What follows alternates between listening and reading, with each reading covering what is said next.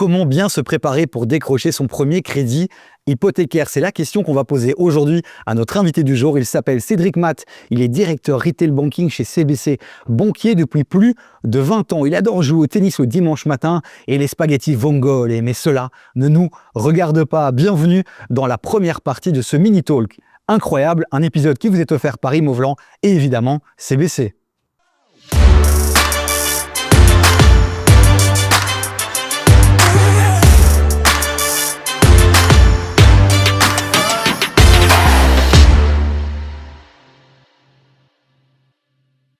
Merci Cédric d'avoir accepté l'invitation. Quel plaisir de te retrouver après cet épisode mémorable qui est toujours disponible sur notre chaîne YouTube. Allez, excellent. Mais merci de me réinviter. Je suis ravi de voir que tu me réinvites quand même. Ce que les banques ne nous disent pas, c'était l'épisode qu'on avait tourné ensemble. Exact. Aujourd'hui, question très concrète. On a un peu moins de temps puisque pour ceux qui ont l'habitude de nous regarder, c'est bizarre. Il n'y a pas nos chroniqueurs. Ça me fait bizarre à moi aussi. Quoique en fin d'émission, il y aura une petite surprise. Okay. Parce qu'il y a un de nos chroniqueurs stars de l'émission qui va regarder ce qui se passe là et qui viendra te challenger en fin d'émission. Oula, ok. T'es ok avec ça ? Ouais, ravi.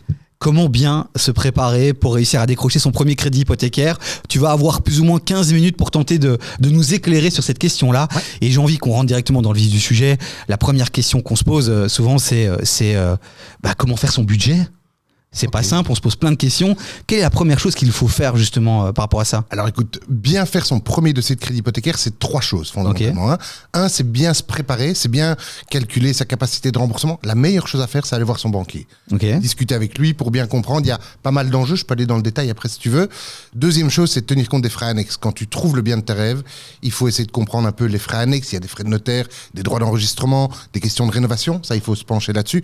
Et puis troisième chose, une fois que tu es prêt, fonce chez ton banquier. Quand tu as trouvé le bien de tes rêves, fonce. Ça peut aller très vite. N'attends pas. Comment calculer sa capacité d'endettement? On va creuser un peu cette histoire. Ouais, ça, c'est vrai que c'est une question qu'on se pose. On se demande toujours, tiens, avec 1000 € de capacité de remboursement, combien je peux avoir de la banque, quelle maison je peux acheter, quel appartement je peux acheter. Comment on calcule cette capacité d'endettement? Alors, il y a des règles de base. Okay. Et puis, il y a... Chacun est un cas individuel. Alors, la règle de base, si tu regardes un petit peu les sites des différentes banques, ce qu'on calcule, c'est la DSTI, c'est ta capacité à rembourser l'emprunt. On tient compte, en général, de 40% de tes revenus. Okay, globalement, c'est 40% de tes revenus. Après, chaque cas est individuel. Tu as des gens avec des beaucoup plus petits revenus. Et là, on va tenir compte d'un minimum vital en fonction de ta composition familiale. Tu es seul, tu es en couple, tu as 1, 2, 3 enfants. Tout ça varie et impacte ton minimum vital. Et puis, tu as des gens qui ont de très gros revenus. Et là, on va aller au-delà des 40%. On peut monter à 50%, 60% en fonction du niveau de revenu des personnes. Alors, ces revenus, c'est quoi? C'est uniquement les revenus liés à son salaire, mais ou c'est aussi les pensions alimentaires, les allocations familiales, les primes de fin d'année? Alors ça, c'est une excellente question. Donc, j'ai préparé cette émission. Ouais, il me semble. Alors, on va tenir compte des revenus récurrents, okay. C'est ton salaire. Ça, c'est vraiment la base. Salaire, le tien, celui du couple, c'est de ça qu'on tient compte. On va tenir compte de certains avantages que tu peux avoir. Les chèques repas, par exemple, ça t'aide à vivre, ça t'aide à payer tes repas. Ça, on en tient compte dans tes revenus. On va pas tenir compte des allocations familiales parce que c'est destiné aux enfants. Ouais. Ça sert à l'éducation des enfants. On va pas tenir compte des primes non plus parce que les primes ont un caractère un peu exceptionnel. Tu fais une bonne année, tu as des primes. Moins bonne année, tu les as pas. Il faut pas, à un moment donné, tenir compte de ça pour ta capacité de remboursement. Ça peut te mettre vraiment en difficulté à l'avenir. 40% que vous prenez en considération. Donc concrètement, si j'ai un revenu de 2000 €, dans ce cas-là, vous prenez, si j'ai bien compté, on prend combien? Alors, 40%, ça veut dire que tu vas avoir 800 € plus ou moins à consacrer. Mais attention que si tu es seul, tu as peut-être un enfant à charge, 2 enfants à charge. Alors là... Il y a le fameux seuil vital, machin, etc. Là, on va plutôt tenir compte d'un minimum vital. Si tu es en couple... Vous êtes à 2, 4000 €, là on va tenir compte effectivement d'un montant un peu plus important pour pouvoir rembourser. Tu es à 2, en couple, pas d'enfant, on pourra aller au-delà alors des 40% un petit peu, légèrement. Alors par rapport à la capacité d'endettement, ok, il y a les revenus, mais j'imagine qu'on va déduire toute une série de choses aussi de ces revenus. Exact, alors effectivement, si tu as des éléments à payer, tu achètes un bien d'investissement, tu as déjà un loyer à payer, on va en tenir compte. Tu as peut-être d'autres crédits, ça c'est une erreur que souvent les gens font, ils ne tiennent pas compte de certains crédits. Alors on pense assez naturellement au crédit qu'on a pour la voiture, ok, ça on vient le déduire de ta capacité de remboursement. Ce que les gens oublient souvent, c'est qu'ils ont parfois des cartes revolving qu'on a pris dans une grande chaîne de magasins pour acheter quelque chose. Ok, ça, il faut le déduire. On va se dire, tiens, j'ai une ouverture de crédit, je l'utilise pas, mais je peux aller en négatif sur mon compte. Ok, ça, il vaut mieux la supprimer avant. Il vaut mieux aller voir ton banquier, en discuter. Si tu l'utilises pas, supprime-la. Ça va venir grever ta capacité de remboursement. Donc même si j'ai ouvert cette limite, enfin la capacité d'aller en négatif, mais qu'en fait je n'y vais jamais et qu'on peut le voir sur mes extraits de compte que je vais jamais en négatif, vous allez prendre ça en considération. Exact. Parce qu'on va le retrouver à la Banque nationale. On va retrouver ça à la centrale des crédits et on va voir cette ou ces ouvertures de crédit. Parfois, on rencontre des gens qui ont complètement oublié parce qu'ils ne l'utilisent pas. Ils ont ça dans 1, 2, 3 banques différentes. Ok, ça, il vaut mieux supprimer et ça permet de réaugmenter une capacité d'emprunt. Donc, si je regarde cette émission et qu'en même temps, je vais faire un petit budget là sur une feuille devant moi, je mets mes revenus, je déduis mes crédits. Il y a d'autres choses que je dois déduire. Alors, tu vas déduire éventuellement une rente que tu vas payer pour des enfants qui sont gardés par un autre parent. Et puis, on va déduire tous les autres crédits que tu as. Ça, ce sont vraiment les grands postes qu'on va déduire pour pouvoir alors voir ce qu'il te reste comme capacité d'emprunt. Tout à l'heure, pour terminer cette émission, ce que je te propose ici, c'est qu'on fasse quelques petits cas pratiques. Tu vois, parce que là, on est dans la théorie et ce serait intéressant de voir concrètement comment ça se passe et comment vous réfléchissez quand on ouvre la porte de cette banque. Sur la capacité d'endettement, je pense qu'on a été clair. Est-ce que tu as encore quelque chose à dire par rapport à ça ? Non, rien de particulier. C'est vraiment, honnêtement, ce qui pose souvent problème, c'est les petits crédits qui traînent. C'est des ouvertures de crédit. C'est parfois des cartes de crédit où les gens ignorent qu'il y a un crédit revolving qui a été signé 2, 3, 4 ans avant. Et donc ça, il faut vraiment en tenir compte. Et donc, vraiment, premier conseil, va voir ton banquier, discute-en avec lui. Lui va pouvoir voir effectivement les ouvertures de crédit qui existent. Ça permet de clarifier la situation et de savoir exactement quelle est ta capacité d'emprunt. On peut faire des simulations tout à l'heure, volontiers. C'est une indication. C'est pas une vraie décision. Sur la capacité d'emprunt, il y a forcément aussi à un moment donné le sujet des garanties qu'on doit apporter. Est-ce qu'on peut essayer de l'évoquer aussi là maintenant ? Parce qu'on dit souvent, oui, aujourd'hui c'est compliqué, il faut souvent demander aux parents de mettre la maison en garantie. Comment ça fonctionne ces histoires de garantie et comment ça impacte justement cette capacité d'emprunt ? Alors, écoute, c'est deux choses différentes. Il y a la garantie et la capacité d'emprunt. Quand on fait un crédit hypothécaire, on parle du premier crédit hypothécaire, on achète une maison. Fondamentalement, ce qui va compter pour le banquier, c'est ta capacité à rembourser. Finalement, la garantie n'a pas vraiment d'impact là-dedans. Alors, les garanties vont commencer à jouer éventuellement sur ta capacité à mettre de l'argent au départ dans le projet. Si tu es propriétaire d'un bien, tu as hérité d'un bien d'une grande-tante qui t'a laissé une maison qui est louée, sur laquelle tu n'as pas de crédit, et tu veux acheter ta maison à toi, mais tu n'as pas beaucoup de fonds propres à mettre dans l'opération, on peut compenser tes fonds propres en prenant un autre bien en garantie. Mais ça ne compense pas une capacité de remboursement. Oui, donc je peux pas me dire j'ai une maison à mettre en garantie, donc donnez-moi un peu plus d'argent. Non. Okay, ça le montant que je peux aller chercher à la banque va être dépendant de mes revenus moins mes charges. Exact. Ok, pas mal. On parle aussi c'est un terme qui revient souvent dans les émissions du talk, donc dans la grosse émission avec tous les chroniqueurs, le terme de quotité.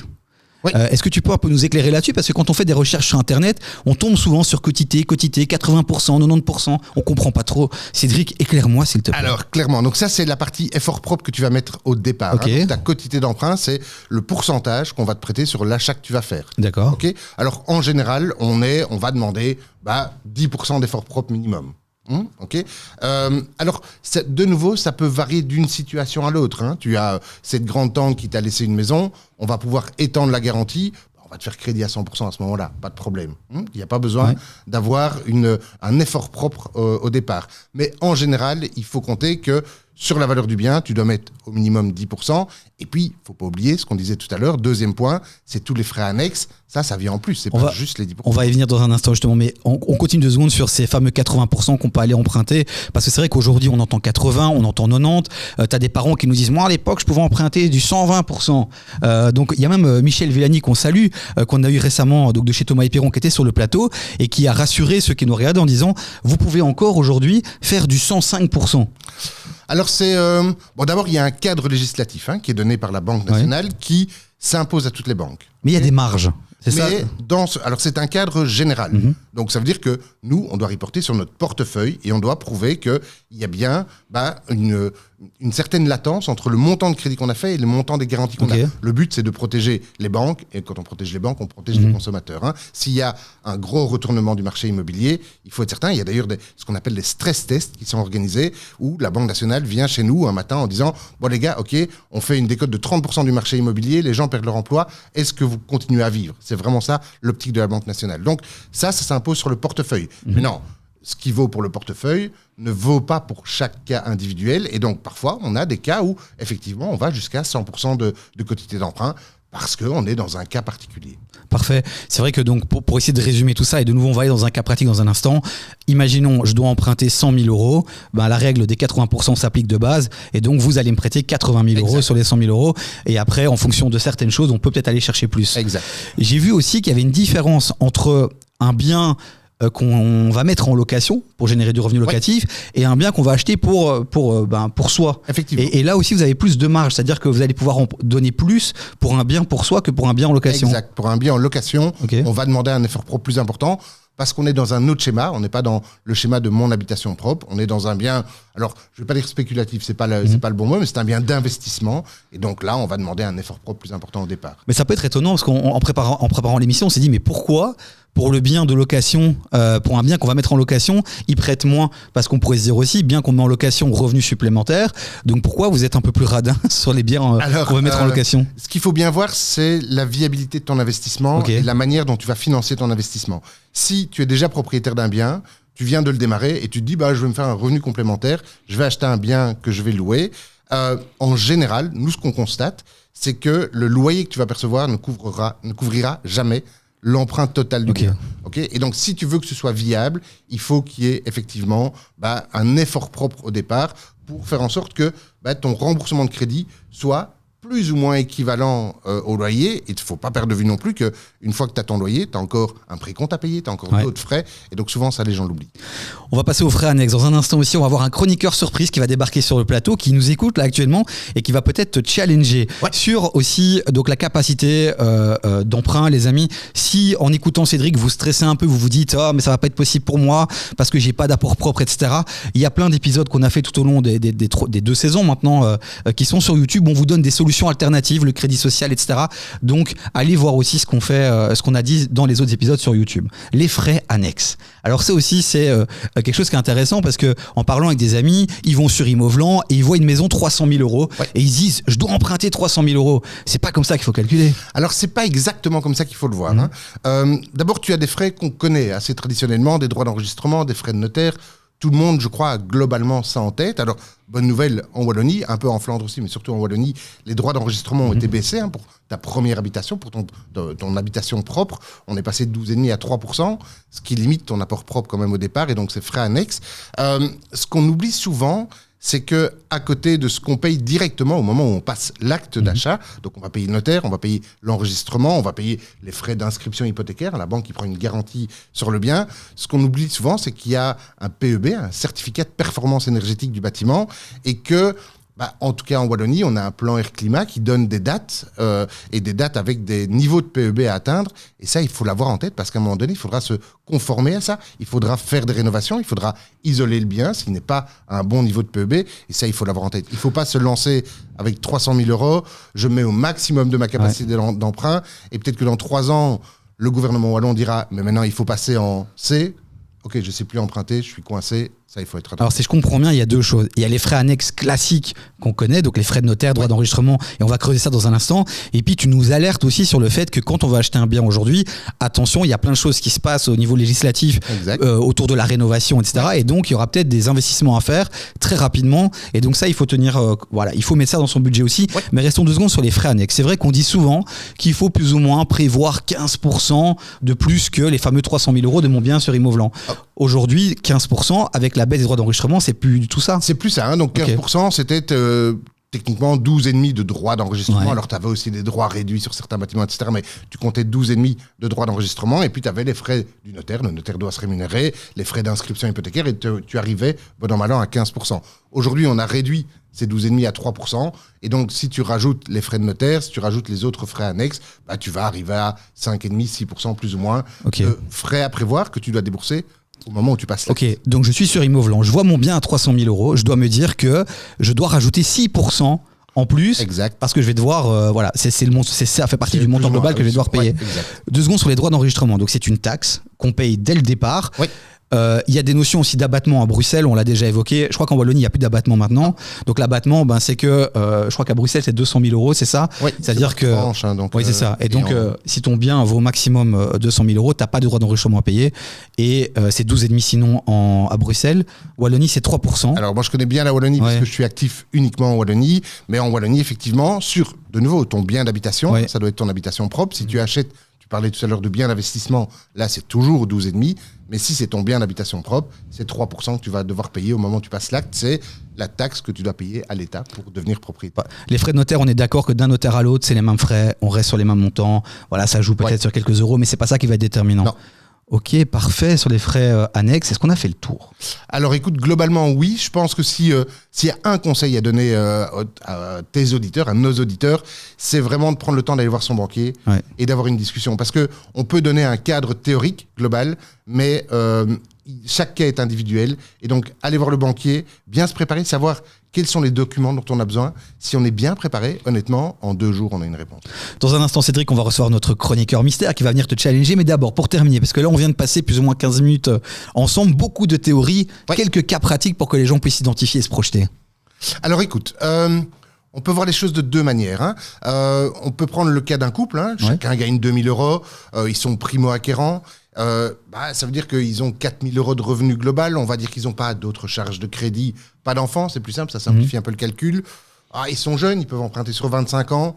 Tu peux te dire qu'ils peuvent emprunter jusqu'à 420 000 € plus ou moins. Oui, ça fait une belle maison déjà. Ça fait déjà une belle maison. Alors tu peux aussi retourner le calcul autrement, et c'est peut-être plus simple pour les auditeurs, c'est de se dire, finalement, par tranche de 100 000 €, qu'est-ce que coûte un crédit de 100 000 €, Et alors, tu peux le multiplier autant de fois que tu veux. 100 000 € en 25 ans, c'est 475 € par mois.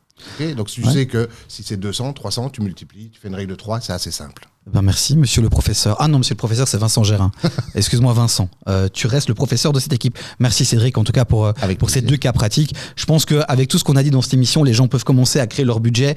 On sait qu'il y aura d'office une partie 2 à cette émission sur comment bien se préparer. Là, on a fait notre budget. Il y a des documents à aller chercher. Ça sera pour une partie 2. Maintenant, il est temps d'accueillir notre chroniqueur, Eric Spitzer, CEO d'Imovlan, qui sera là avec nous dans un instant. Mais d'abord, petite info qui devrait vous plaire. Notre priorité, vous le savez, c'est de vous informer. Toujours plus, toujours mieux. La bonne nouvelle, c'est que le média grandit et évolue. En plus de nos vidéos, profitez dès aujourd'hui d'articles sur tous les sujets qui touchent l'investissement immobilier sur notre site internet, le rdvdproprio.com. Le rendez-vous des proprios, enfin un média qui parle d'immobilier et que tout le monde comprend. La magie du montage, il est là, notre chroniqueur Mystère, complètement mystère. Surprise. Eric Spitzer, comment tu vas? Merci d'être là. Mais je vais toujours très bien. Tu as écouté l'émission, tu étais avec nous. Attentivement. Attentivement. J'ai plein de questions. C'est vrai? Ou de remarques, ou de... Oui, enfin, j'ai 2-3 trucs à dire. La patronne m'a dit, tu as 4 minutes, pas plus. Donc je te laisse en tête à tête avec Cédric et pose-lui des questions qu'on n'aurait pas posées. Je devrais plier l'affaire en 8 minutes chrono. Ok. Cédric, bonjour. D'abord, une première question technique concernant justement ces crédits revolving. Parce que c'est important, je pense, de bien comprendre ça. Quand on a un crédit voiture, on paye 250, 300, 500 € par mois, c'est facile. Facile. Si j'ai un crédit de 5 000 €, on va dire une limite négative, maximum 5 000 €. Comment est-ce que vous calculez l'impact sur les capacités de remboursement? Alors, chaque banque a sa manière de le calculer différemment, mais c'est un pourcentage sur ta limite qu'on va appliquer. Et donc, ça peut aller. C'est pour ça que je disais, il faut être attentif. Ça peut très vite grever une part importante de ton budget. Bien sûr, parce que oui, bien sûr. Mais donc, dans votre cas, pour juste avoir une idée, donc 5 000, c'est quoi? C'est un 12e, c'est 5%, c'est 50%, c'est alors, quoi? tu vas tourner entre 10 et 15% de ta limite. Ok. Et donc, ça fait vite quelques centaines d'euros par mois. Si on a 5 000 et qu'on dit 10%, ça veut dire que la banque va considérer qu'on a une charge de 500 € par mois. Exact. C'est beaucoup. Et donc, ça a un impact certain. Et donc, c'est vrai que la remarque, ce qui a été dit, c'est important de tenir ça en compte. Et si on ne l'utilise pas, de l'annuler. Exact. Ça, c'est ma première question. Donc, tu commences ton intervention en précisant qu'on a été très bon alors et qu'on a bien fait d'exprimer ça juste avant. C'est en tout cas un élément que les gens ne prennent pratiquement jamais en compte, parce qu'ils disent oui j'ai reçu ça effectivement quand j'avais une carte dans une grande surface ou à l'époque machin, mais j'utilise pas. Si on n'utilise pas, soit on en tient compte parce qu'on pense devoir l'utiliser, soit on l'annule parce que ça grève effectivement le budget et de manière significative. J'aime quand tu dis qu'on fait bien notre travail. Mais vous faites bien, toi tu es un grand professionnel et je ne peux que le souligner. Merci ici. Eric. Une autre Lui question aussi dans un autre domaine. Une autre question pour Cédric. Deuxième question, concernant justement le PEB. Vous avez parlé du PEB. Si j'achète un bien à 300 000 euros, dans votre exemple, 300 000 euros, que le PEB est B ou qu'il soit E, est-ce que au moment où j'achète et où je dois emprunter, est-ce que votre comportement en termes d'octroi de crédit va être différent ? Oui, clairement oui. Tu vas avoir plusieurs impacts, pas que du comportement. Tu vas d'abord avoir un impact sur ton taux. Ton taux sera meilleur, pas que chez nous, dans toutes les banques, ton taux sera meilleur pour un bien avec un bon PEB. Dans certaines institutions, ta durée d'emprunt va pouvoir être plus longue et très clairement, on va tenir compte de ta capacité à amener ce bien dans des PEB meilleurs. Si tu as un PEB G, on va devoir tenir compte d'une capacité à, dans un délai court, mais on en tient compte dès le départ, amener ce bien à un bon PEB, parce qu'en Wallonie, il y a un plan air climat, parce qu'il y a des dates qui sont fixées. C'est plus impératif aujourd'hui en Flandre qu'en Wallonie. En Wallonie, on attend un petit peu quand même quelques réactions du gouvernement, mais en tout cas, oui, on va en tenir compte, clairement. D'accord, mais est-ce que l'idée, c'est vraiment de dire, parce que je pense en plus, sans vouloir faire la pub, mais que sur votre site, il y a une espèce de simulateur de travaux. Exact. Est-ce que vous allez dire, le PEB est F, le bien est comme ça, donc en bidouillant un peu sur le simulateur, on trouve une valeur des travaux à réaliser. Correct. Vous intégrez ça dans le calcul ? Alors, on va en tenir compte. Clairement, on va voir si tu as une capacité à supporter la charge que représentent ces travaux. Donc aujourd'hui, l'outil qu'on utilise est opposable chez nous à ce qu'on appelle le service crédit. C'est les gens qui décident, ce sont des collègues. Mais le montant que tu vas retirer de ce simulateur est opposable. On va dire, voilà, ça c'est le montant pour isoler la toiture, pour isoler les murs, pour changer le chauffage, etc. C'est ce qu'il faudra comme montant. Et on va en tenir compte. Si le PEB est vraiment très mauvais, il faut qu'on en tienne compte. Moi, je dois tenir compte du timing. Eric, le temps passe très très vite. Tu n'as plus qu'une question, donc choisis-la bien. Non, mais je voulais encore juste prolonger là-dessus. La vérité d'aujourd'hui n'est pas celle de demain.